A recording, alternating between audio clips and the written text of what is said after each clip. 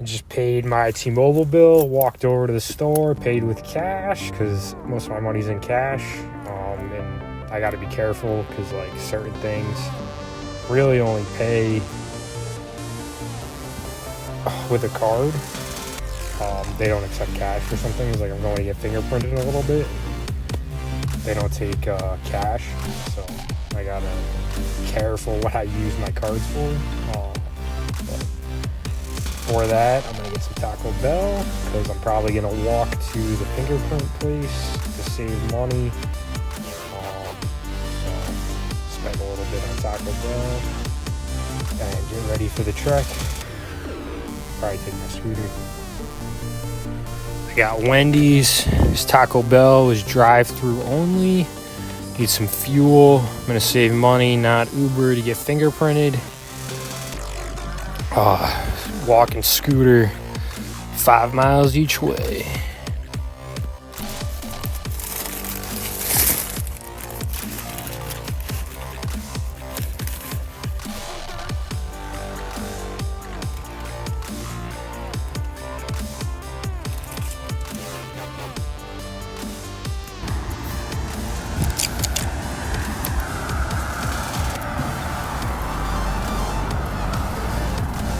It's like the scene from The Wizard of Oz. Except that instead of an open grass field or whatever field they were in, it's concrete.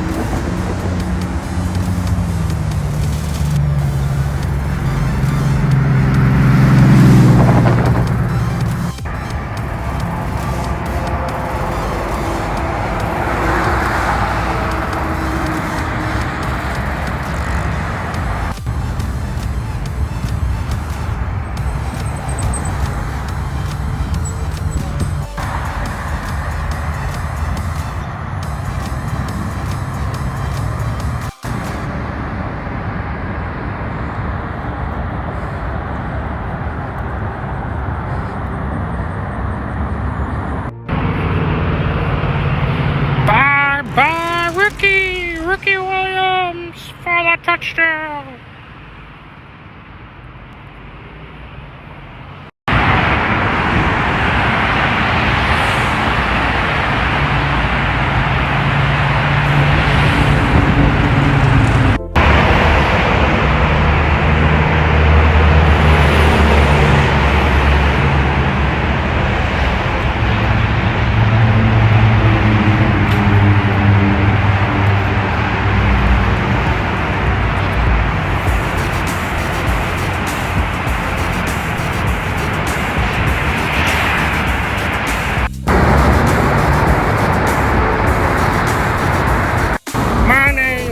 Robinson. I'm a sophomore business major at the University of Texas.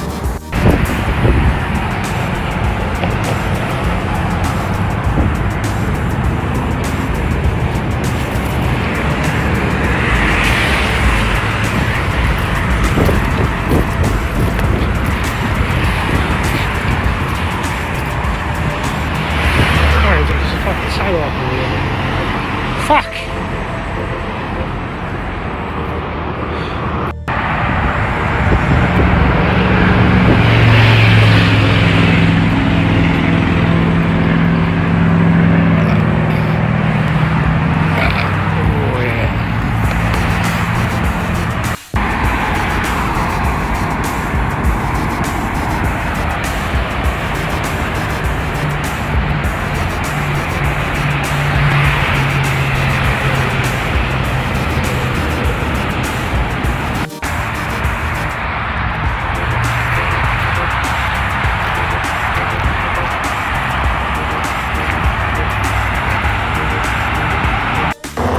One thing I think I learned through the whole process, dealing with that job, dealing with the community, losing so many fucking friends over bullshit. It's not that people respect that company over me; they don't even know them.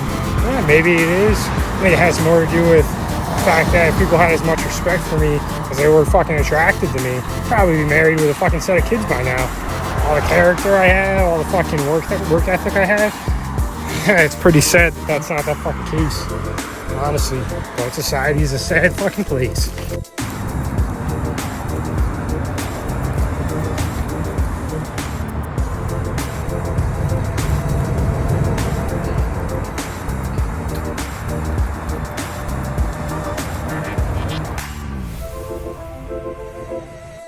I got my fingerprints done. It was like, took me 2.5 hours to get there.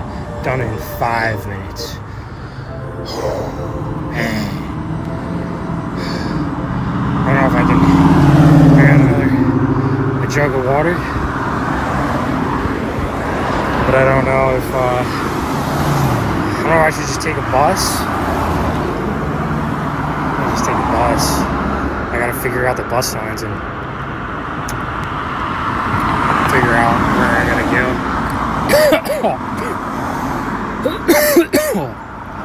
I don't have COVID. Check my temperature. Punch it right into Google Maps, tells you exactly what bus route, the amount of time, estimated time.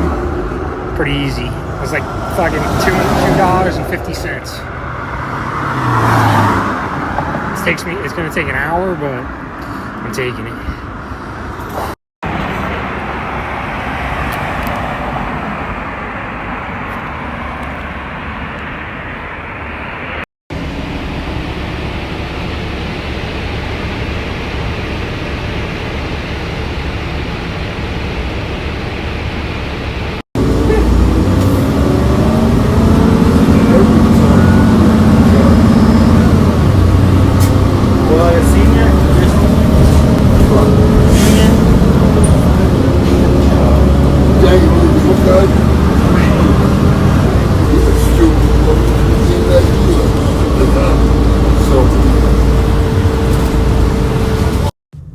Made it back to the van. It's still here. Man, I decided to take the bus last minute. I wasn't really sure if I was getting on the right one. Asked the first bus if it was the right one, and it definitely wasn't. And the guy was just like, "What?" And I was naming like the next bus, and he wasn't even like, "That's the next bus." He just seemed so confused. And then I was like, "Just go. Yeah, my bad. I'm sorry to waste your time." I gotta figure out what I'm doing. And then when the next bus came, I didn't know there were a couple bus stops. Like, one was across the street a little bit down the road from where I was, and I thought that the bus was gonna come that way and go to that bus stop. And then people started to show up at the bus stop, and I kept looking over at the other bus stop, and people were wondering what I was looking at, and I was like, I don't know, I had no idea. I don't know, I was just figuring out what I was doing. Got on the right bus, didn't have my money ready, was the clown holding up the line, putting dollar bills in, holding my stuff like a freaking whatever, like a worm. And then the guy was like, you paying for a day pass? And I was like, no, I just one way. He was like, do you have a quarter? I think it was like $1.25 probably. And all the change was at the bottom of my fucking wallet, and I couldn't get any of it without taking everything out. And then some girl offered me a quarter because I was taking so much time, and there were like at least 5 people behind me, but 5 to 10 people behind me trying to get on the bus. And I was like, no, I got a quarter. And I was like, can I just like sit for a second and get myself? And he was like, yeah, it's fine. Like, just, you're holding up the whole line. And then I sat, and there was a cute girl who was like wondering what the fuck I was doing. She was kind of looking at me at first, but then when I had my whole shenanigan spiel, she was looking everywhere but my way after all that stuff happened. That's cool. Life is all about, it's like baseball, second chances. There's another cute girl on the bus. I was sitting right next to me. I didn't even realize until I moved. Some people moved, they got off. And then like these older dudes got on the bus, and one was really like fucked up or like drunk or something, and the other guy was like sitting next to him and like leaning on him. He was like telling him to move. He was gonna fight him, but he was just slurring all his words. And I was sitting next to him, and I was kind of sitting in the middle of like the section I was in, and there were like 2 seats on either side of me. So I just fucking moved over, and I prevented a fight because I moved my seat. I did it for the girl.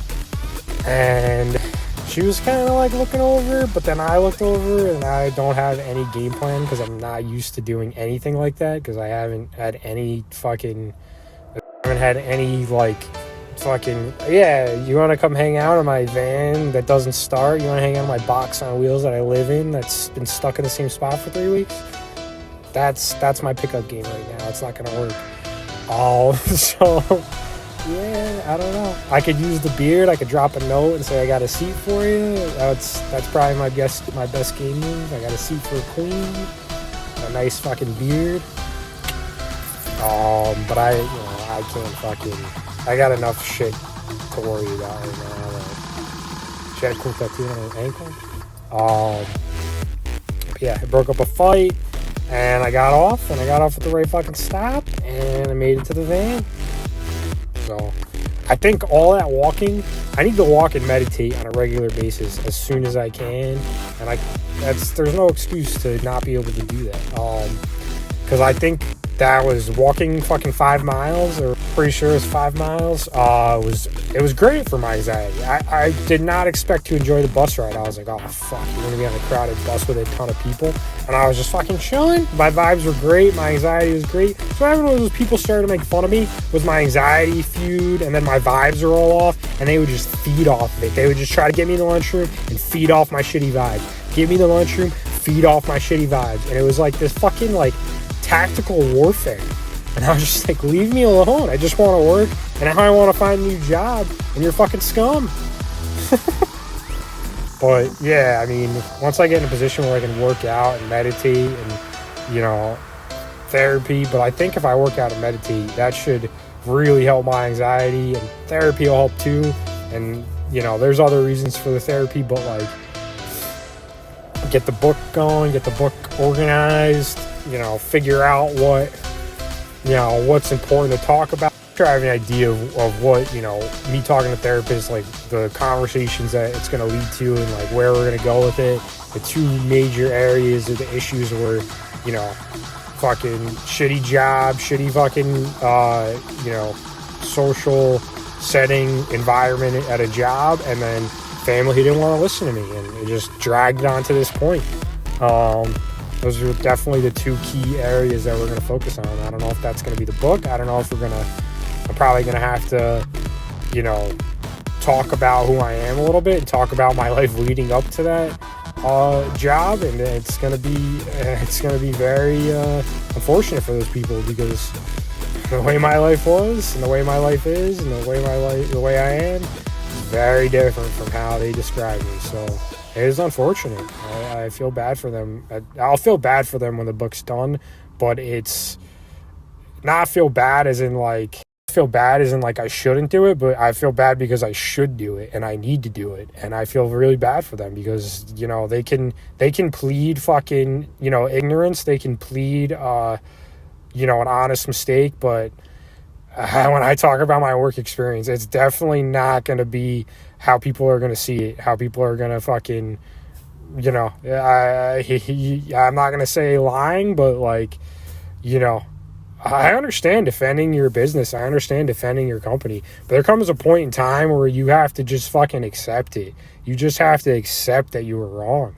If you were right, you've already have paid me because I would be part of a protected class. And for some reason that doesn't register into people's brains. You think I wouldn't fucking take money if I could? Living in, like, I just fucking walked 5 miles. I mean, I don't, you know, I still have some money and I have other investment. I have NFTs and stuff, but like, just the route but like the purpose of the good book is to make adults out of people who claim to be adults but don't act like it. And that's what's, you know, what needs to happen. I thought they would have done it on their own by now, but you know, kicking and screaming, I'll pull you by your fucking ear, I'll pull you by your arm. That's what the book's gonna do. We pulling you by your ear and your arm because you don't want to fucking accept accountability. I'm sorry. You know, I wish you would grow up easier and faster, but you know, you don't have to. I've said it in the past. You don't have to be mature to poke a hole in a condom. You don't have to be mature to not take the fucking pill. You just don't have to do those things and have kids. And you know, you can be mature in so many ways, but if you don't treat people in a mature manner, you know, it doesn't always come back to bite anybody. But when you run a business and you don't treat people in a mature manner, and you dig a hole and you keep digging it and you keep digging it and you keep digging it, you're gonna fall through it. And you got a long way to fall, it seems like, I guess. Because when I describe my experiences that I went through on a daily basis, all the targeted incidents, yeah, you're gonna fall through a really fucking deep hole, unfortunately. I think the biggest reason I need to write the book is because what that company really did that really fucking was really fucking shitty for me was they fucking took all my credibility from people. I was like you just fucking took my credibility because you fucking were willing to lie about me. And yeah, like how I fucking had anxiety and where it fucking came from. And you were like, we're a pompous professional business and we say so. And you just kept doing it and doing it and doing it. And you just fucking took my credibility from my friends, from my family, from fucking everybody, most people I knew in my life. I lost so many friends because of you. You suck. You fucking suck. And that's why I'm writing the book, and I'm not going to feel bad about it. And good luck. I have a great relationship with my sisters, but I have no relationship with them now. Because you fucking use your fucking manipulative tactics to fucking use your connections, however you want to put it, but to me that's how you did it. You fucking had people from other offices defend you till fucking Kingdom Come who weren't in that office, connected to my fucking family through their fucking friends, and you fucking just picked at them and picked at them and picked at them because you didn't want me there anymore. You just let me fucking find a new job, I would have found a new job. I could market myself, I could sell myself. You know, I found a fucking better paying job with better experience. When I got into YouTube, I had to choose between the two. I couldn't do both.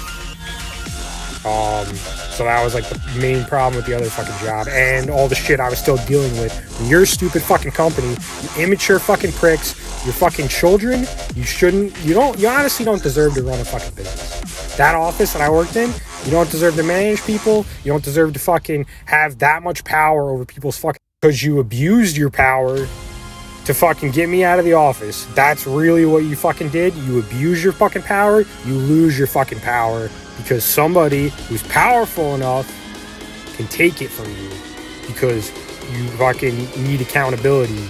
And I guess I'm the fucking knight in shining armor for all the who knows how many fucking people's lives you fucking put a dent on. They didn't have the connections that I had to that stupid fucking company through the other office. So you really put a huge fucking dent in my life. But I can't even imagine all the fucking, how many problems you caused any other people. The two people I mentioned in the past who worked there before me and worked there after me.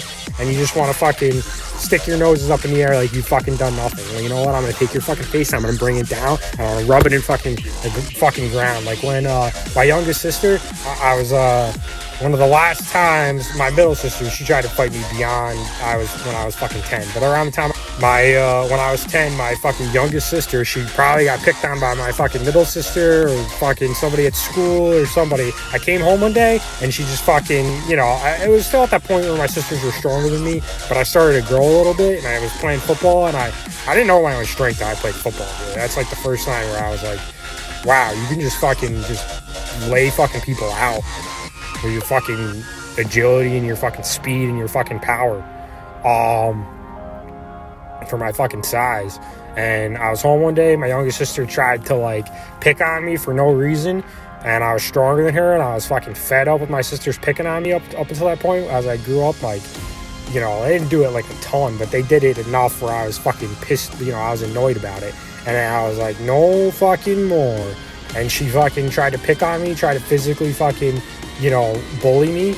And I fucking grabbed her, I spun her around, I put her in a full fucking Nelson, and I put her face down into the dining room carpet, and I rubbed it in the dining room carpet like a fucking dog, and I said, we don't do this again. We're not going to do this again. We're not going to do this again. We're not going to do this again. And the way she is, she probably blocked it out of her fucking memory, but it fucking happened, and she never fucking picked on me again.